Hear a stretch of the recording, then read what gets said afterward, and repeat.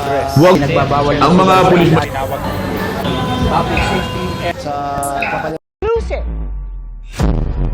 Animoy nag-aabutan lang ng candy ang dalawang ito nang makuhanan ng cellphone video. Pero ayon sa Manila Police District Drug Enforcement Unit, bentahan ito ng droga.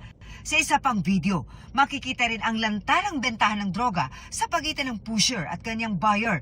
Tila wala rin kakaba-kaba ang nasa videong ito na animoy nagbebenta lang ng sigarilyo. Pagkakuha ng buyer sa droga, pumesto siya at kanyang kasama, kabilang ang isang bata, sa likod na nakaparadang sasakyan at doon na raw mismo gumamit ng droga. Surveillance videos ito nakuha sa parking lot sa Intramuros sa Maynila. Nakakaalarma dahil maliwanag, may mga tao, pero parang kinikipit balikat lang nila. Kaninang madaling araw, inaresto sa bypass operation si alias Mayor na siya umanong supplier ng droga sa area ng Intramuros at iba pang lugar. Street level po, opo. Marami po siyang mga galamay doon.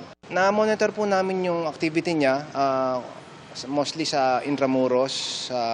Meron din po siya sa Tondo, saka sa Quiapo. High-value individual kung ituring ng Drug Enforcement Unit ng MPD ang target personality na si alias Mayor.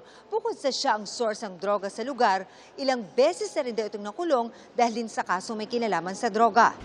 Huli rin sa operasyon ang ayon sa MPD ay isa sa mga runner ni alias Mayor sa Quiapo. Nakuha sa kanila ang aabot sa 2.7 million pesos na halaga ng shabu. Ilang beses ka na nakulong? Pangalawa po. Pangalawa pa lang to, lahat dahil sa drugs. Abo, yung una. Sa hirap din ng mga pangangailangan lang din namin mo. Ilang beses na ngayon? Pangalawa. Drugs din.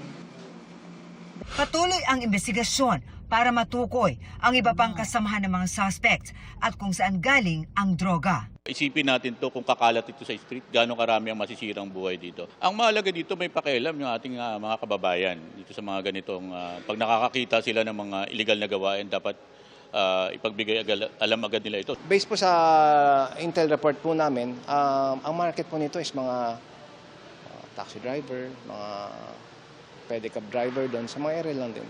Marisol Abduraman, Nakatuto, 24 Oras.